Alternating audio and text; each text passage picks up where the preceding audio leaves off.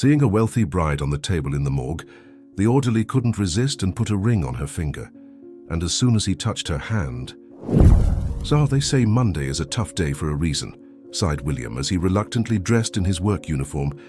The weekend flew by like one day. His complaints were long since familiar to everyone, so they tried to pay them as little attention as possible. But for William's colleague Brian, the days of the week had long ceased to hold any significance. When you work as a sanitation worker, in the kingdom of death, life flows a bit differently than outside its walls. The city morgue was not a place for the faint-hearted, but Brian always displayed extraordinary composure and knew how to keep himself together in almost any situation. Watching his partner, William often found himself thinking that he was quite peculiar, a sentiment constantly echoed by the guard, Matthew. "Well, you judge for yourself. He seems to be a former inmate, yet he speaks properly. It's as if he spent all this time sewing jackets, not majoring in philology. And his hands are clean, without any needle marks." The elderly guard just shook his head. "Well, people come in all shapes, Will. I get along fine with Brian. I don't know who he was in his past life, but he helped me, gave me a sure remedy for ulcers. I've tried everything else in vain, and the effect was visible within a week." "He helped, you say? Well, we'll see how he behaves further. I don't like him, Matthew." "Oh, how I don't like him. Too clean. I can smell such types from a mile away," William retorted. Naturally, Brian himself was unaware of this conversation, although he could still feel the dislike from his colleague. William had been working in the morgue for many years and knew how things worked. People like Brian were called broken men. He could always find common ground with pathologists and knew how to handle the deceased's relatives properly. Brian, on the other hand, was different. Calm, slightly melancholic, never pursued personal gain or tried to earn more than what was due to him. William, on the other hand, could make money out of anything. If he saw that a relative of the deceased arrived in a luxury car, he would immediately start praising the client about the expensive procedures conducted for their loved one. Usually such eagerness was generously rewarded, and William never missed an opportunity to line his pockets. "What's the big deal? Want better service? Kindly pay for my services," he would say with a sense of duty. "But we already get paid our salary. Why all these additional fees, especially when not everyone has extra money?" Brian calmly objected. William glanced at his colleague disapprovingly but didn't pursue the topic further. A clean freak, that's what he is. What can you expect from him? An idealistic fool, probably landed in prison not for nothing, and here he is trying to act all righteous. As it is known, life is a complex thing, and sometimes two completely different people have to work side by side, pretending that everything is fine. However, Brian always remained natural and didn't cater much to his quarrelsome partner. The young sanitation worker revealed very little about himself, leaving everyone guessing about his past. About a week ago, Brian surprised the guard, Matthew, to the core. It all started when a lame dog settled near the morgue building. No one knew where he came from, but in the evenings, the poor creature would whimper quietly, either lamenting his vagabond life or something else. Yet those who heard it felt their hearts ache with sorrow. When Brian first saw the dog, he immediately rummaged in his backpack for his modest lunch, consisting of a bun and a couple of sausages. "Take it, buddy, eat up, I don't mind, I'll just stick with the tea." The orderly looked at the dog skeptically, then carefully took the treat from his hand. Of course, Brian knew that feeding a dog by hand was a rather risky activity. In haste to satisfy hunger, the pet could easily bite your fingers, but for some reason, Brian wanted to feed him by hand. Seeing this scene through the window, William shook his head disapprovingly. What a folly, the day has just begun and he's already giving his lunch to this flea-bitten creature. What does he expect? That I'll share my supplies with him? Oh no, not a chance. But Brian didn't intend to ask for anything. He had learned one very good thing within the colony's walls. Don't trust, don't fear, don't ask. And so, he had gotten used to relying only on himself. The dog ate greedily, constantly looking around as if expecting an attack from his street comrades. It's understandable. It's hard for a lame dog to survive alone, having to fight for every morsel found. "Eat, don't rush, I'll bring more. I'll run to the store during the lunch break," the orderly encouraged the dog. Brian stood nearby until the dog was satisfied. "They're much better now. You stay here, don't leave, all right? Well, where are you going to rush off to anyway? But as soon as Brian crossed the morgue's threshold, William immediately pounced on him. Where do you think you're wandering, huh? Does your day start at 10 in the morning? So, I have to do your work for you? Clever move, nothing to say. Why 10? I was only delayed for a couple of minutes. There's a lame dog out there, it'll die, Brian tried to argue. You should have worked in a veterinary clinic, not in a morgue. There you could have entertained yourself with these flea-ridden creatures to your heart's content. Forensic medicine clearly isn't for you. Brian bit his lip and went to the utility room to change. He didn't want to argue with his partner, and why bother when you couldn't change William's mind? At his age, a person doesn't change their views, and William's dislike for animals was clearly in his blood. Throughout his shift, Brian could only think about the lame dog faithfully waiting for him at the morgue entrance. The orderly kept his promise and fed the dog during the lunch break, and closer to the evening, he decided to take him home. He lived in an old house on the outskirts of the city. The plot of land was small, but there was enough space to roam around. Almost all of it was planted with fruit trees, peace and tranquility. And when Brian fed the dog for the second time, he saw tears in his eyes, large transparent drops rolling down his face and settling around his nose. "What's wrong, buddy? Does something hurt? Maybe your paw?" Brian asked anxiously. Seeing such emotions from the animal stirred up a storm of feelings and emotions in his soul. Now Brian was certain he would take the dog home no matter what it cost him. That same evening he gave the stray a name, calling him Doc, assuming it was short for doctor. "Well, Doc, let's go. I'll show you your new home. I know it's useless to try to train you, so I won't scold you for mischief. Although, from your eyes, I can see you're a serious guy, and I definitely won't make myself blush," Brian said with a smile and beckoned him into the garden. Doc obediently rose from the grass and, limping, followed the young orderly. Brian didn't even need the leash. The smart dog walked obediently beside him, paying no attention to passers-by or proud pigeons drinking rainwater straight from puddles. Brian admired Doc's calm nature. Clearly the dog had seen much in its lifetime and therefore treated its new owner with undisguised respect. Unfortunately, Brian's affluent neighbors did not appreciate his heartfelt gesture and viewed his actions with obvious disapproval. "Well, look at that ex-con showing off again. Bringing home a stray, probably picked it up from the dump.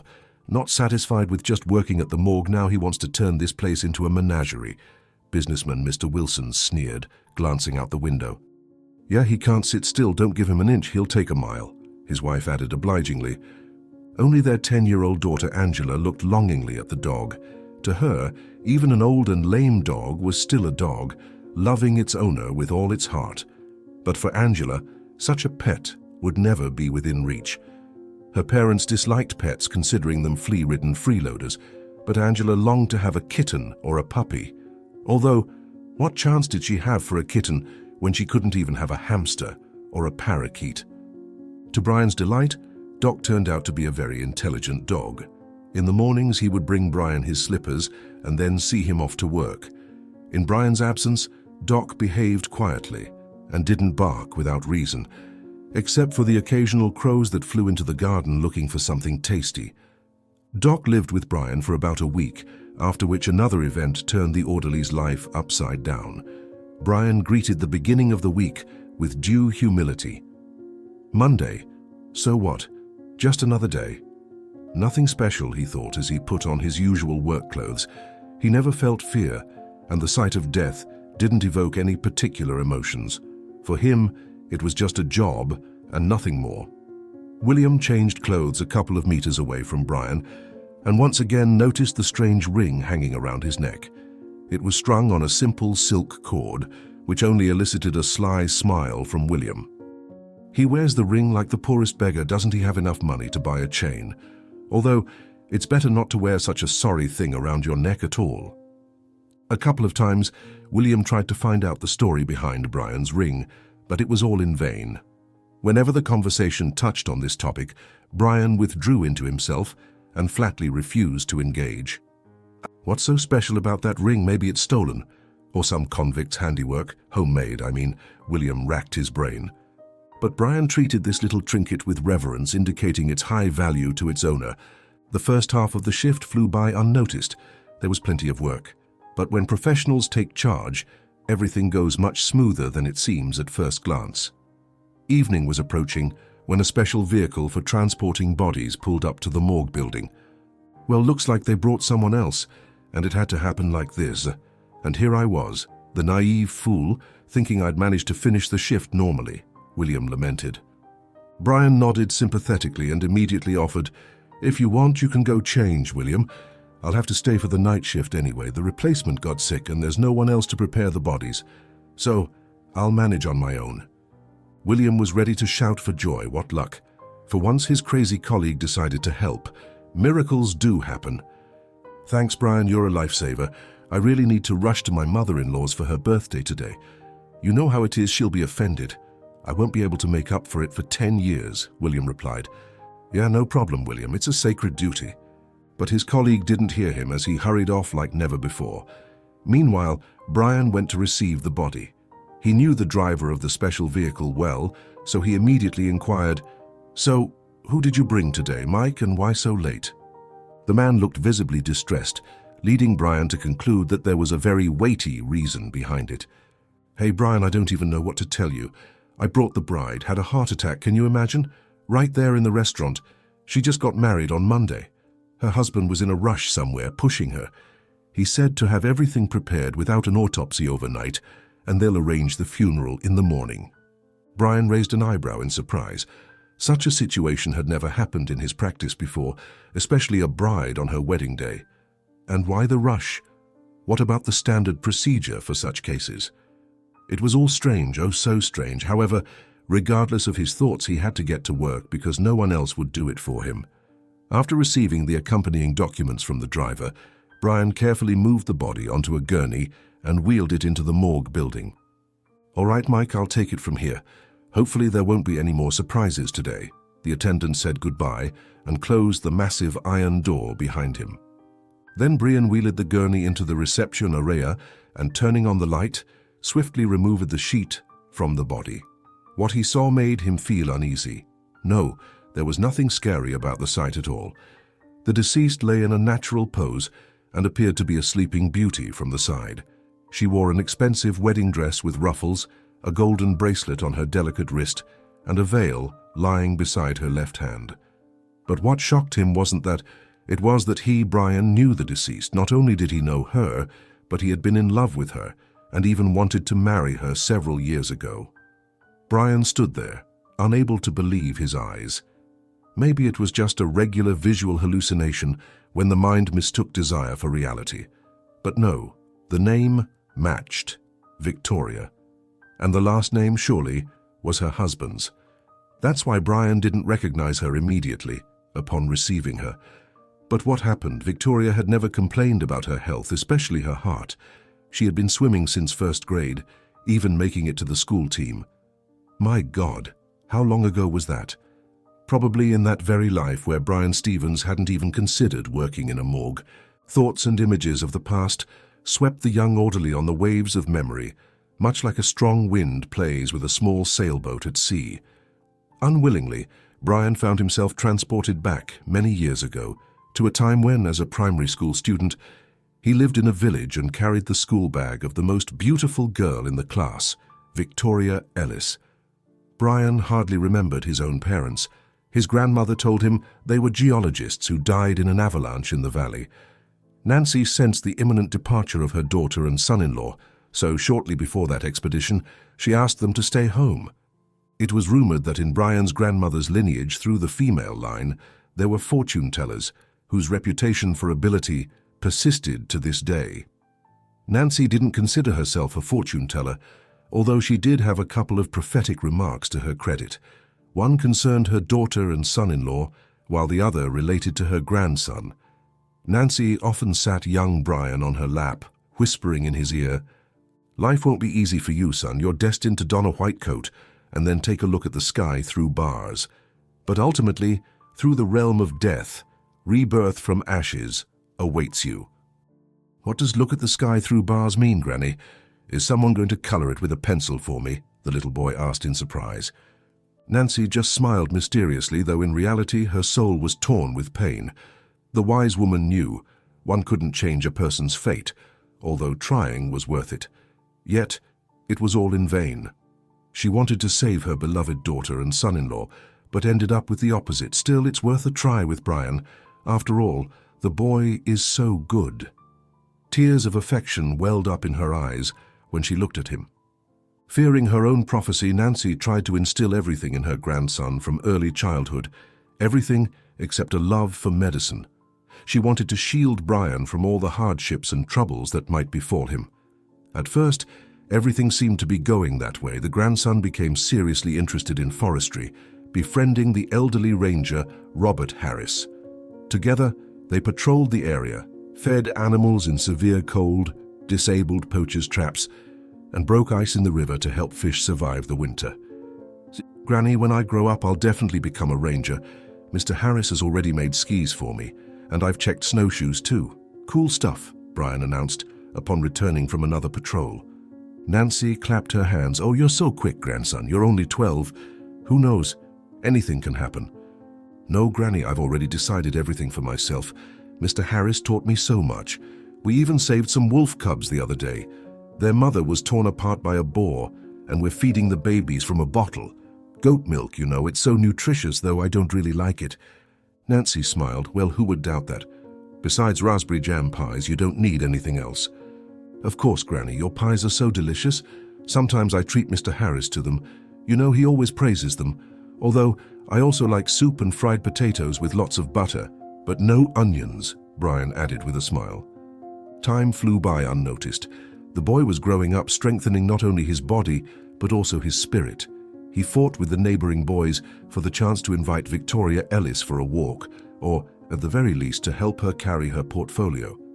Victoria was a straight-A student, dreaming of moving to the big city, which she believed to be the center of the universe. Brian, on the other hand, was content with everything: the old house, hand-me-down clothes, and his future job as a gamekeeper for a symbolic fee. But Victoria's ambitions were off the charts.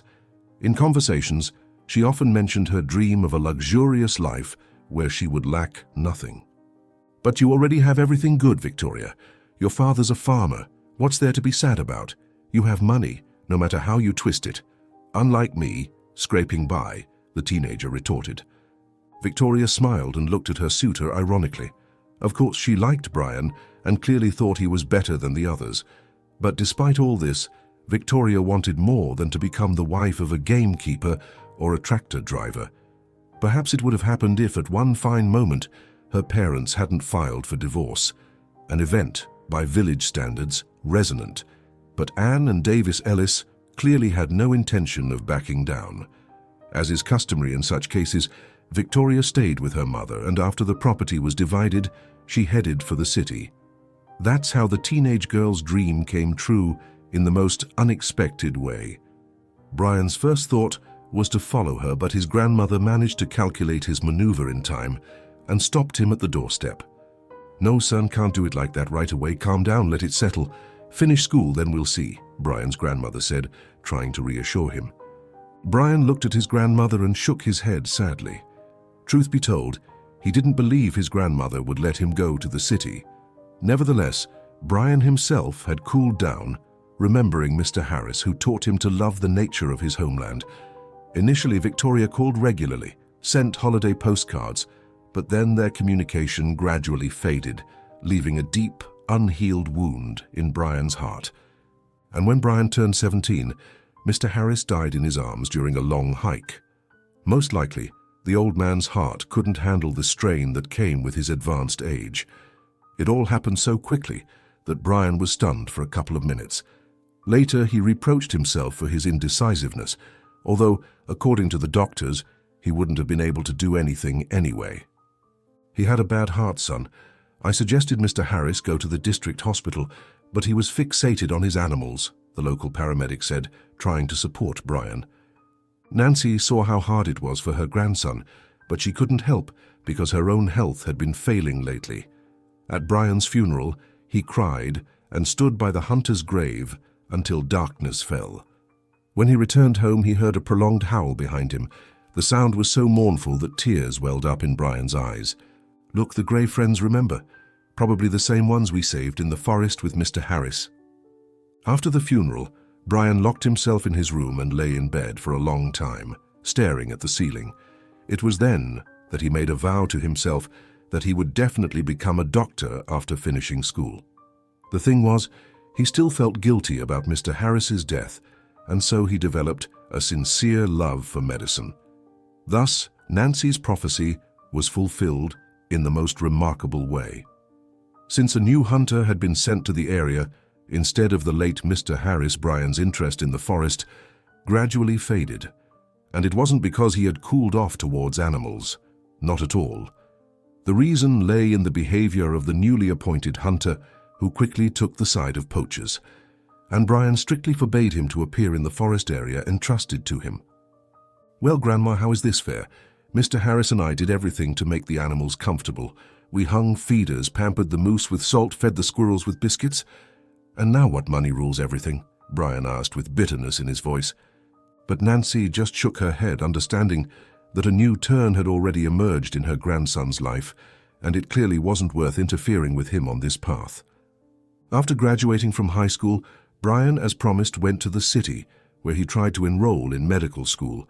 He didn't have much hope for it, as everyone kept talking about the biased attitude of the admissions committee and the exams that had been paid for in advance.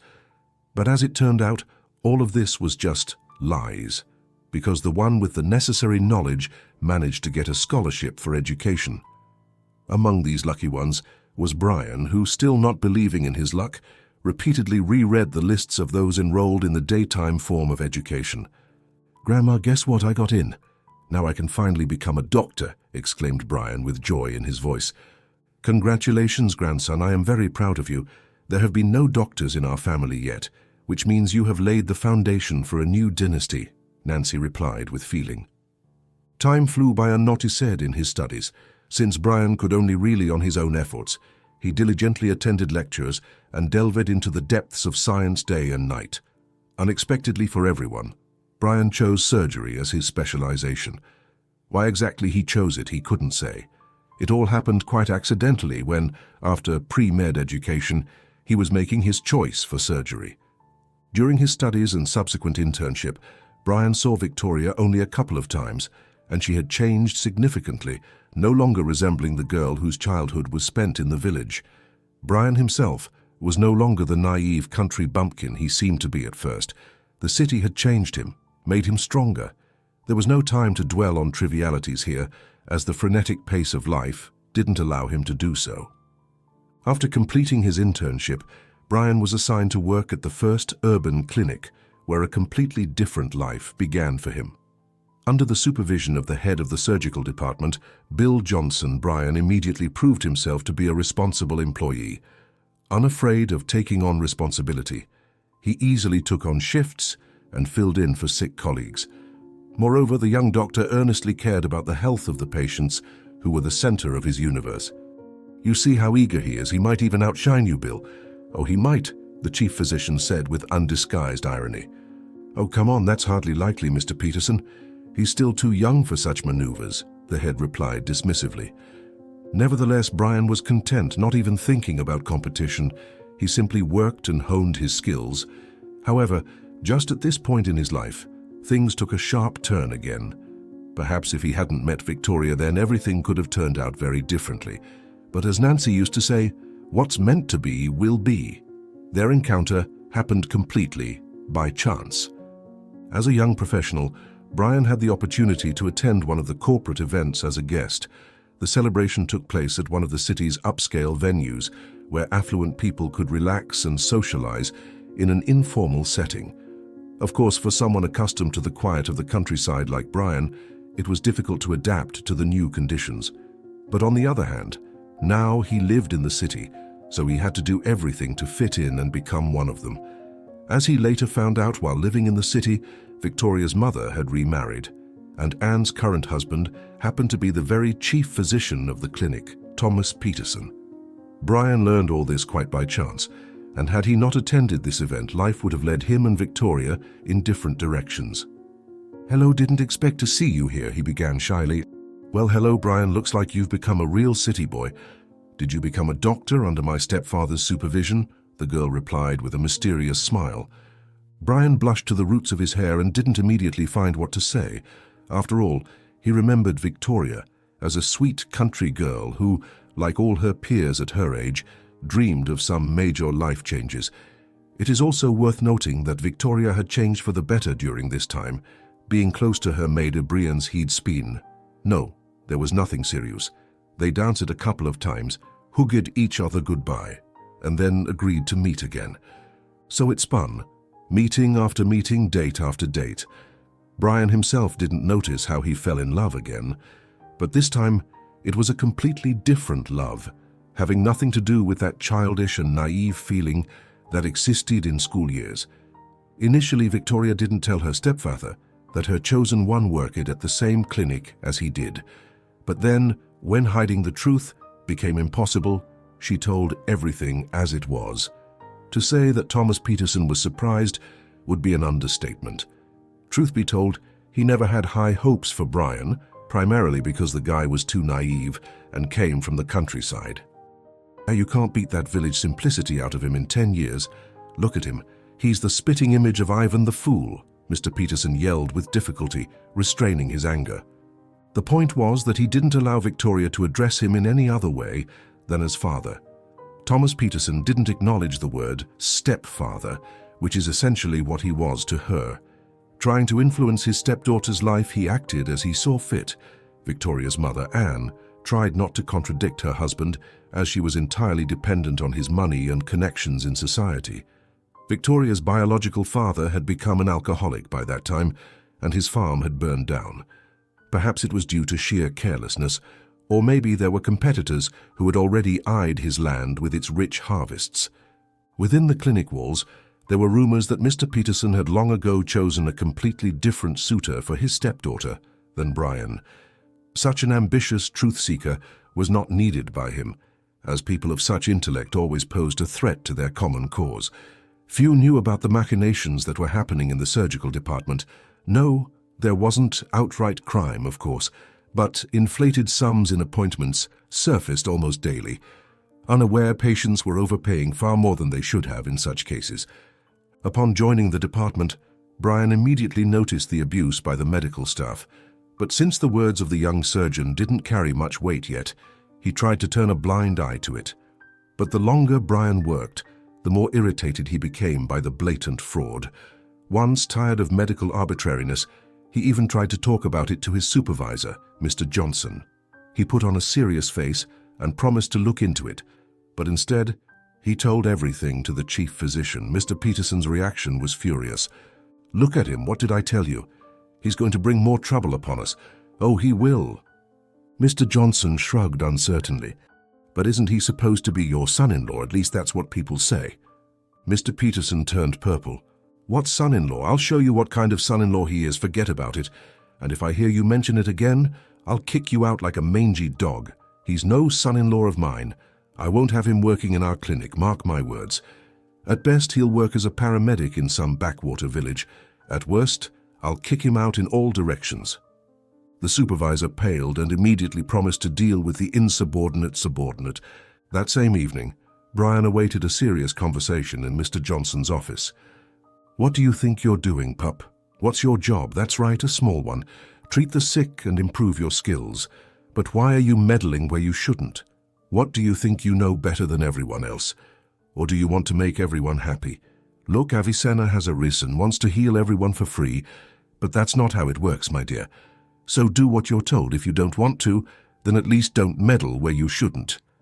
Brian listened silently, clenching his jaw painfully.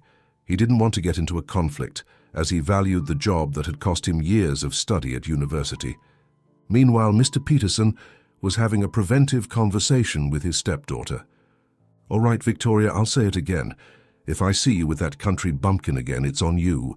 Don't think just because he works at my clinic, he's entitled to everything. I've already found you a suitable fiancé. His father holds a high position in the ministry. It's an old medical dynasty with good traditions. There's nothing good waiting for you with that pauper." "But why do you call him a pauper, Dad? He's a doctor." Victoria tried to please her stepfather, but Mr. Peterson didn't want to hear anything. Little did he know, the situation with Brian would bring him a lot more trouble in the future. Meanwhile, Brian continued to work, trying to ignore the injustice that awaited him at every turn. But trouble awaited the young doctor, where it was least expected. Nancy passed away on a quiet June morning, just a couple of days short of her own 80th birthday. Her beloved grandmother's departure was an extremely painful blow for Brian. He had repeatedly suggested that Grandma Nancy move in with him in the city, but the compassionate grandmother always refused, citing urgent matters in the village. "Grandma, what urgent matters could there possibly be? You have a heart problem, and in the city you'd always be under my care," Brian would argue. Nancy would smile and shake her head firmly. "No, grandson, I was born here, and here I'll die. I have nothing to do in your city. Everything there is foreign to me, but here, everything is familiar. Everything is mine and dear to me. You wake up in the morning, birds are singing, crickets are chirping. Everything is homey, eggs, milk. But there, it's all chemical, from the store." Hurrying to his beloved grandmother's funeral, Brian didn't even think that Mr. Johnson might not grant him leave for such a solemn occasion. "Don't even ask. Who do you think I'll put to work instead of you? You know damn well there's no one else. And you ask for 3 days. Who do you think will cover for you? No, I understand a mother or a father. But this is a grandmother, you could have let it slide. And then you'll go, 'I'll personally give you a couple of days off,' Mr. Johnson said. What do you mean then? Who will bury her? What are you talking about, Mr. Johnson? She practically raised me alone. She was like a mother and a father to me," Brian pleaded. The supervisor gave his subordinate a disdainful look, then said, "All right, one day, but make sure you're back tomorrow sharp, got it? Come a minute late, you'll be collecting your things and heading back to your village." "Okay, I'll definitely be there," Brian replied, his voice trembling. He fulfilled his promise, though he felt like a traitor. "Now you're an orphan," the young doctor whispered to himself, returning to the city after the funeral. Unfortunately, Victoria practically had no ties with her native village, and therefore knew nothing about Brian's grandmother's death. As expected, she didn't call at the right moment, didn't support her close one. By that time, Victoria and Brian had stopped communicating for a while, as the tension was too high, and the young people didn't want to incur Mr. Peterson's wrath. Brian himself hoped that everything would gradually settle down, and they could meet again as before. Perhaps it would have happened if not for one incident that once again turned everything upside down. It all started when, during the evening shift in the ward where Brian was stationed, an elderly man in dirty clothes burst in. At first glance, he looked like a typical homeless person, and as it turned out later, the initial impression was correct. Struggling to stay on his feet, he collapsed on the floor right in the hallway. The duty nurse screamed in surprise and then called for the security guard. Fortunately, Brian happened to be passing by and quickly stepped in. "Where does it hurt? What happened? Tell me what's going on. Come on, don't stay silent. Every minute counts," Brian exclaimed. The homeless man groaned. "I don't know, my stomach hurts right here. And it burns too. It started this morning, and now I can't bear it anymore, Doc," he said, then jerked and lost consciousness. Brian glanced at everyone present and then commanded abruptly, "Quickly, take him to the operating room. It's probably a perforated stomach ulcer." The duty nurse hesitated for a moment, then said, "But where will we put him if all the wards are full, except for those that Mr. Peterson keeps for VIP clients?" Brian waved his hand dismissively. "Yes, what does it matter what Mr. Peterson keeps when it's about the patient's health? Our priority is to provide him help right now, and we'll sort out the rest tomorrow." There was no need to repeat it twice to the nurses, and soon the patient was transported to the operating room. Acting at his own risk, Brian performed the surgery that ultimately saved the patient's life. Of course, the surgeon understood that he might face consequences for taking such liberties. However, nobody expected what happened the next morning. The clinic was visited by inspectors. They scrutinized everyone and everything. The inspectors even reached Mr. Peterson's VIP wards. A major scandal seemed imminent when they found the homeless man who had undergone surgery there. The chief physician's surprise was so genuine that he almost dropped the folder with the documents from his hands. "So we were told they were vacant, and here you go, homeless people receiving medical treatment completely free of charge. Bravo, Mr. Peterson. I must admit I'm astonished and very pleasantly surprised. If only everyone were as altruistic as you. Here it is, true mercy, unadorned and without pretense," praised the inspector. Thomas Peterson breathed a sigh of relief and wiped his bald head with a handkerchief. Truth be told, he expected anything but what happened during the inspection of the VIP wards. Casting a venomous glance at the frozen Brian, the chief physician threatened him with his finger before hurrying after the inspector. Since then, the young surgeon realized that he had acquired a very powerful enemy within the clinic walls, for whom he was just an insignificant bug not worth attention. But that's it, Brian, brace yourself. This was the last straw, and don't think the chief will forgive you. He doesn't allow such liberties to anyone, and you've really crossed the line, Mr. Johnson said on the side. But I saved a man's life, and the inspector liked it. And the wards weren't empty after all, Brian protested. But the head waved him off. In his view, a surgeon with such a name and reputation had only a few days left to work. Therefore, there was no point in wasting time and effort talking to him. Of course, receiving a scolding from the management, Brian was deeply troubled, but on the other hand, he had saved a person who, through no fault of his own, found himself on the streets. Seeing his savior again, James Davidson couldn't hold back his tears. "Thank you, Doctor. If it weren't for you, I would have definitely given up on life. There's no one to help. My son is a repeat offender, stuck in prisons. My wife passed away, and those black realtors snatched our home from under us. Well, they started coming around pretending to help, supposedly, and when I let my guard down, they snatched the apartment away." Brian nodded sympathetically. He had heard similar stories before. There are always enough scammers in the world ready to profit at someone else's expense. Unfortunately, this patient fell victim to them. A week later, James Davidson was discharged from the hospital, and Brian personally escorted him to the exit. "Well, don't end up back here, and if you do, it's only for a visit," the surgeon said with a smile. Watching the man leave, Brian returned to the department, where another round of rounds and subsequent surgeries awaited him. After the incident with the vagrant, the tension in the clinic gradually subsided, and Mr. Peterson temporarily replaced his anger with mercy.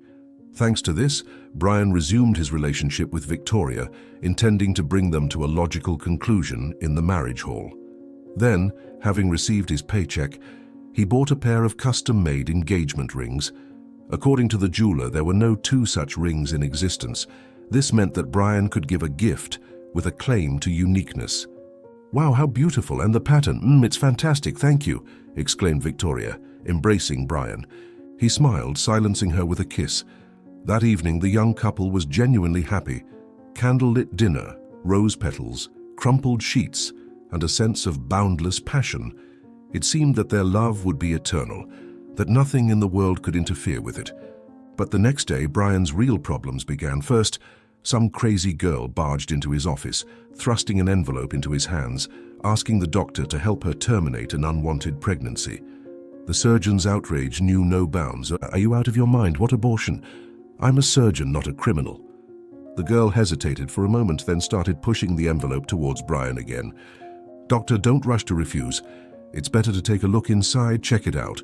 What you'll see there will significantly improve your mood." Brian only briefly opened the envelope and immediately saw the money. "No, I don't need anything. Take your money and leave. The conversation is over." The girl smirked strangely. Then behind her, the door softly opened, and 3 men in plain clothes entered the office. One of them held a small video camera, capturing everything that was happening. "What's this supposed to mean? Who are you? And what kind of circus are you staging here?" Brian exclaimed in frustration. The unfortunate envelope was still in his hands, making it extremely difficult to prove his innocence. The police officers acted skillfully, quickly, as expected in such cases.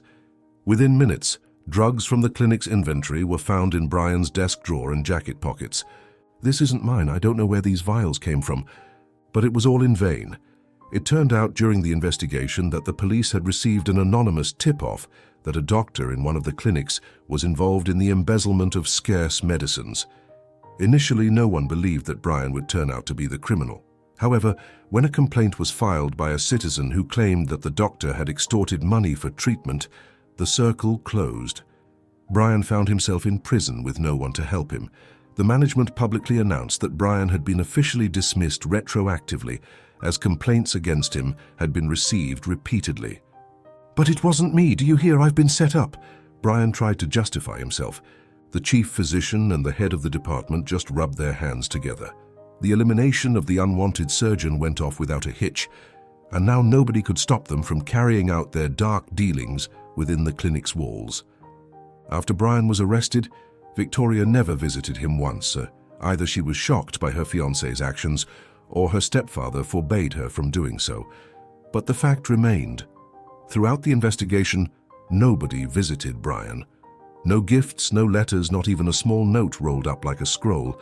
Since the trial garnered attention and was exemplary, Brian was sentenced to 5 years. Yet, nobody ever found out who had planted those drugs on the doctor. Brian was convinced it was someone from his circle. Later, while in prison, he sent complaints to various authorities. Both he and Victoria wrote letters, but he never received a response. This went on for about 6 months, after which he was unexpectedly notified of a short visitation. "Who came to see me? A girl? It's a girl, right?" Brian asked hopefully of the guard. The guard vaguely shook his head and then said, "Yeah, why bother getting nervous? You'll see for yourself soon enough." Brian awaited the visitation eagerly, but when he saw Mr. Peterson in the room, he felt uneasy. "The chief physician of the clinic? What does he want here? Has he come to gloat over my unfortunate situation?" The visitor didn't beat around the bush and started the conversation. "So, Brian, what are you looking at? Sit down, there's no harm in hearing the truth." "No thanks, I'll stand. I've sat enough for 6 months. You know, there's still more sitting ahead," Brian retorted. The chief physician smirked. "You can stand if you want. It's your business, of course. But I have a personal request for you. Stop writing to Victoria, all right? She doesn't need you anymore. I intend to send her abroad, and your constant letter writing only bothers her unnecessarily, interfering with her preparations. You can't forbid me from writing, do you hear me? It's between Victoria and me, not you." Mr. Peterson clicked his tongue. "Oh, come on, stop pretending to be a hero. Who do you think slipped that prohibition into your pocket? Not me, that's for sure. Put 2 and 2 together. You're a smart guy. Who did you spend the night with the day before Siwa?" Brian turned crimson. "Victoria? Are you suggesting it was Victoria?" "No, I don't believe you. I don't believe any of you." At the convict's outcry, the guard immediately entered the room and, with a discreet nod from the chief physician, subdued him. Brian yelled and struggled, but he couldn't do anything. Meanwhile, Mr. Peterson triumphed, feeling victorious over the stubborn Inmate. Now he knew he had driven such a wedge between the lovers that they would never meet in real life. Victoria's stepfather had also lied through his teeth, concocting numerous non-existent mistresses for Brian, justifying his selling of those unfortunate medications. The 5 years of imprisonment dragged on very slowly, and for the former doctor it was an eternity. Of course, Brian could have served 2/3 of his sentence and been released on parole, but influential Thomas Peterson did everything possible to prevent that from happening. Brian had to endure much before he found himself free.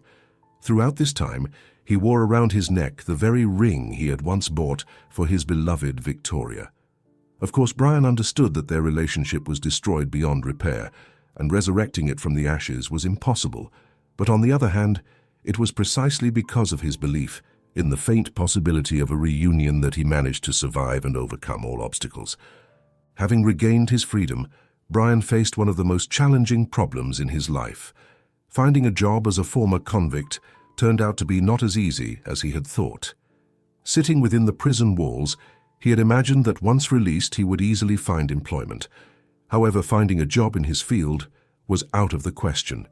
Everyone who saw his release papers shook their heads, saying that the position was already filled.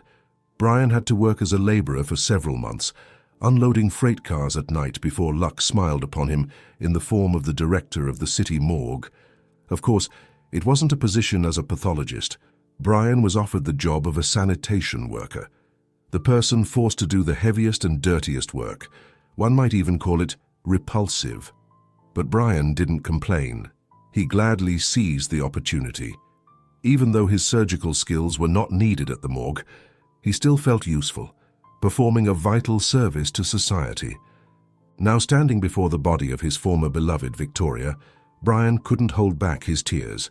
Fortunately, he was alone in the room and could give free rein to his emotions. At that moment, he no longer cared whether Victoria had forbidden him or not. The most important thing was that his most beloved person in the world was no longer alive. Truth be told, All this time, Brian had been living only through dreams of his past. He always felt like the door of his old house would open any moment, and there would appear an elegant feminine figure on the threshold. Then, a voice, all too familiar, would ask, "How can you be here without me?" The inevitability of the situation caused Brian to clutch his head and moan from the unbearable spasm that arose deep within his consciousness. It took the sanitation worker at least 10 minutes to pull himself together. Finally, accepting reality as it was, Brian took off the unfortunate ring from his neck and tossed the cord used to wear it into a corner, now rendered unnecessary. Then he approached and gently took Victoria's hand to put the ring on her finger. He wanted to give a piece of himself to the deceased, which he had been carrying around his neck all this time. But as soon as the sanitation worker's fingers touched Victoria's palm, he flinched and slowly stepped back. "Oh my God, what's happening? Her hand is warm. It's the same temperature as it should be for a living person." Brian's mind raced.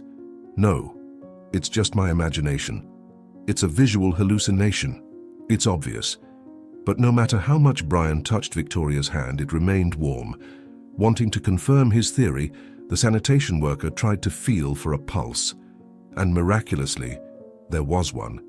It was barely perceptible, but it was there. "Just hold on, Victoria, I'll help you. Just hang in there, my dear," Brian whispered, dialing the emergency number. The former surgeon had no intention of playing the hero. The nature of his work was entirely different, and therefore he had no right to risk Victoria's life. By the time the emergency medical team arrived, Victoria's pulse had stabilized and was traceable like that of any healthy person. "Most likely it's poisoning, a nerve-paralyzing toxin. It's possible that the victim can hear us right now, but she can't give any sign," explained the attending physician. Brian nodded, a glimmer of hope sparking in his eyes. If only Victoria were alive. If only she would recover. The feeling of love and tenderness flooded Brian once again, though deep down, he wasn't sure if Victoria was needed at the moment. As later revealed, the paramedics' prognosis had been confirmed. The cause of the patient's critical condition was a naturally occurring toxin purchased on the black market. But how did it find its way into her system? Only Victoria could provide the answer. However, since she was still too weak, the interrogation was postponed for a couple of days. The next day, Brian became a hero. His photo plastered on the front pages of local newspapers. They were filled with sensational headlines such as "Morgue Attendant Revives Dead Woman," "Shocking Morgue Incident Resurrected Corpses in the Autopsy Room." Yet Brian didn't see himself as a hero at all. Essentially, he had just paid attention to what should have been noticed much earlier. When Victoria finally regained consciousness and a line of visitors flocked to her bedside, Brian decided to visit her along with the crowd. Getting the day off was no trouble at all for the janitor, which elicited envy from his colleague William. "Well, of course they gave it to him. He used to be a surgeon. He's elite, top-notch," William grumbled. But Brian paid no mind to William's grumbling. Holding a bouquet of white roses, he headed to the clinic where he had worked as a surgeon 5 years ago. During that time, significant changes had occurred in the medical facility. Firstly, Chief Physician Thomas Peterson was fired for bribery and systematic abuse of his position. Following him, Bill Johnson was forced to leave the clinic, already carrying the unfortunate reputation of incompetence and incorrigible corruption. Finding himself out of favor, Mr. Peterson quickly turned to heavy drinking and perished in a fire caused by an untended cigarette butt 2 years ago. Mr. Johnson fared slightly better, surviving a car accident that left him wheelchair-bound. Brian knew none of this, as for years he'd only held onto the beautiful image of Victoria in his memory, not those who had wrongfully imprisoned him. Approaching the room he sought, Brian noticed a 5-year-old boy sitting on a bench by the door. Swinging his legs, the boy hummed the words of some simple song he had heard in one of his cartoons. Spotting Brian, the little one immediately asked, "Hello, mister. Are you the one who saved my mom and now you've come to visit her?" Brian smiled. "Yes, it's me, and where do you know me from?" The boy looked at the orderly ironically. Well, uncle, just like a little kid, swear to God. I do watch the news, not just cartoons." "Wow, quite serious. And what's your name?" Brian asked, sitting down cautiously next to him. "Oscar, I don't have a dad, and my mum, she's in the ward right now. the boy said like a grown-up. Oscar's words pricked at Brian's heart. Lord, the kid's 5 years old, no father. What if... But he didn't get to finish his thought because the door to the ward opened and the profile of a nurse appeared in the doorway. So are there any more visitors? She asked. Yes, Brian and Oscar chorused. The nurse smiled and kindly let the visitors in. Seeing Brian, Victoria shyly looked away, her cheeks instantly turning pink. Hi, Mum. Oscar broke the prolonged silence and rushed into her arms. Well, hello, sweetheart. Missed me, I bet. Missed you a lot, Mum. While mother and son conversed, Brian stood modestly on the sidelines, trying not to disturb them with his presence. Finally, Victoria stepped back from her son and, looking into Brian's eyes, said, I'm sorry, darling, for everything, for believing in my stepfather's words and betraying you. He was lying all along, intentionally driving us apart for his own gain. A single tear rolled down Brian's cheek. I know, Victoria, it's okay. We still have time to start over, right? Do we? We do, Brian, of course we do, Victoria replied, choking back tears. As for what happened next, not even Oscar could say, as he closed his eyes with his palms, embarrassed by the adult kisses. A little later, when the passion subsided, sparked by mutual repentance, Victoria recounted how she narrowly escaped becoming a victim of a scheming fiancé who coveted a small inheritance left by her late father. Adding poison to her own bride's tea, the scoundrel succeeded in inducing complete paralysis and summoned an ambulance, which diagnosed the patient's death on the day of her wedding. But either the poison turned out to be of poor quality, or the fraudster miscalculated the dosage, because the poisoned woman gradually began to regain consciousness in the basement of the city morgue. It's hard to say what would have happened had Brian not noticed the warmth of her body. Most likely, the murderer would have gotten away with it and smoothly claimed the inheritance of his deceased spouse. However, once Victoria provided the necessary testimony, her hapless poisoner was caught and eagerly confessed. Well, Brian got promoted and is now the chief pathologist, not just a mere janitor. Management duly appreciated the abilities of the young employee, who had saved lives for so many years and now decided to serve the realm of the departed. While Victoria was in the hospital, Brian introduced Oscar to his dog, Doc. The boy was overjoyed by this.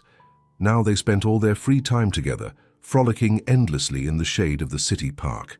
Of course, the lame dog couldn't run as fast as a healthy pup, but Oscar was perfectly content with that, because what mattered most wasn't that, but the fact that the dog loved him with all its heart. On the day Victoria was discharged, Brian greeted her with a huge bouquet of roses and the same joy in his eyes as on their first date. However, Victoria had a surprise of her own, but she only revealed it a couple of hours later, when Oscar ran off to the clearing to play with Doc. You know, I need to tell you something very important, Victoria began timidly. My son. Brian finished for her, smiling innocently. So you already know everything? Well, of course, silly. I figured it out as soon as I found out how old Oscar is. They looked into each other's eyes, then hugged, and they walked out onto the street, where their little boy romped around with Doc, laughing so infectiously and loudly that passers-by greeted him with smiles, like rays of sunshine illuminating this beautiful scene.